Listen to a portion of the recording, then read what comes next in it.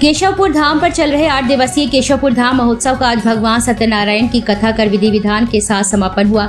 समापन के दौरान भक्तजनों को कच्चे भोजन का प्रसाद वितरण किया गया। समिति के मेला संयोजक अनूप सहगल प्रमोद गांधी ने जानकारी देते हुए बताया कि उन्नाव बालाजी रोड स्थित सिद्धपीठ केशवपुर धाम पर हर वर्ष की तरह इस वर्ष भी केशवपुर धाम पर धाम के प्रबंधक ब्रज मोहन मिश्रा के नेतृत्व में भादों के उपलक्ष्य में केशवपुर धाम महोत्सव का आयोजन 11 अगस्त से 16 अगस्त तक किया गया है, जिसमें शिव पुराण, शिव अभिषेक, फाग, भजन संध्या, खाती बाबा का अभिषेक, गोटों का आयोजन आदि आयोजन हुए हैं। 17 अगस्त को हवन पूजन कर कन्या भोज, 18 अगस्त को विशाल भंडारा आयोजित किया गया, जिसमें हजारों भक्तों ने भंडारे में भाग लिया।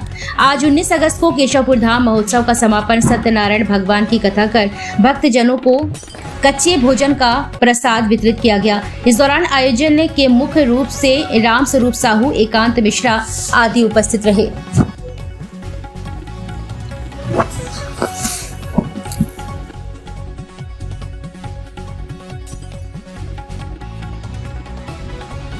मंदिर प्रांगण में आज क्या क्या कार्यक्रम होने जा रहे हैं? आज भादो मेला के समापन के रूप में सत्यनारायण की कथा, कच्ची पंगत, इसके साथ साथ यहाँ श्री राधे कृष्ण कीर्तन मंडल के द्वारा कीर्तन का आयोजन और इन सब के बाद हमारा भादो मेला का समापन होगा। आज कच्चे भोजन की क्या प्रथा है? कच्ची भोजन की प्रथा यह है कि हमारे यहाँ दशमान्य के रूप में जैसे शादी होती है, शादी के बाद कथा कराई जाती है, इसलिए हम लोग यहाँ ये मान के चलो कि भादो मेला हमारा एक वैवाहिक उत्सव है। वैवाहिक उत्सव के बाद कथा कराने का नियम है, दशमान्य का नियम है। इसलिए आज दशमान्य के रूप में सत्यनारायण की कथा, कच्ची पंगत और श्री राधे कृष्ण कीर्तन मंडल द्वारा कीर्तन के साथ हमारा 2025 के भादो मेला का समापन होगा। एक यात्रा उन्नाव भी गई थी। उन्नाव में यहाँ पार्थिव शिवलिंग का निर्माण हुआ था और उनका अभिषेक हुआ था। और पार्थिव शिवलिंग का निर्माण हमारे प्रति वर्ष होता है। असंख्य पार्थिव शिवलिंग बनते हैं जिनकी कोई संख्या नहीं होती है, और उन शिवलिंगों को विसर्जन के लिए हम लोग सूर नगरी बालाजी धाम जाते हैं और वहाँ बालाजी में जो नदी बह रही है वहाँ हम लोग विसर्जन करते हैं और उसके बाद वहाँ भंडारा कराते हैं, जो है सूर्य भगवान को प्रसाद लगाकर भंडारा अर्पण कराते हैं। उसके बाद वहाँ का कार्यक्रम समापन करते हैं।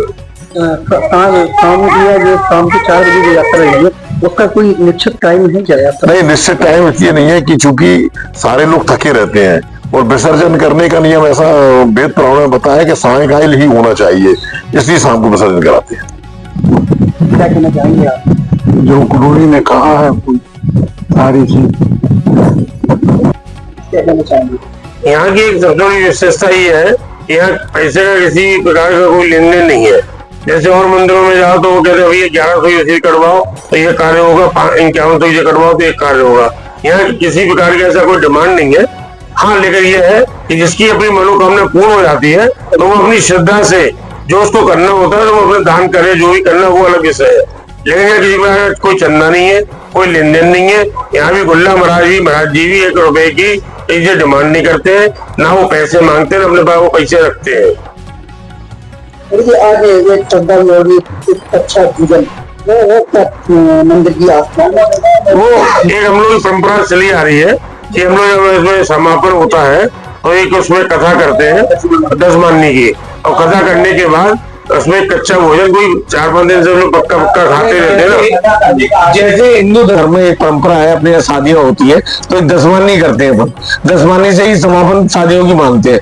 ऐसे हमारे ये हम लोग दशमान्य के रूप में सत्यनारायण की कथा करवा के और एक भोजन का आयोजन करते हैं और बाबा से प्रार्थना करते हैं कि हमारे भंडारे में कोई हमसे गलतियां हुई, हमारे कार्यकर्ता से किसी से भी कोई गलतियां हुई, उसके लिए मैं क्षमा प्रार्थी हूँ आपसे, और आगे ऐसी हम लोगों को प्रेरणा है क्या कहीं किसी प्रकार की हमसे कोई गलती ना हो रही, इसीलिए सब हम लोग के पहले छातवारी बालाजी मतलब पूरा सिस्टम बोलिए जो शादी का जो सिस्टम है जाएंगे, उसके बाद फिर समापन होता है। ये दशमान्य की कथा हो रही, सब समापन हो जाता है।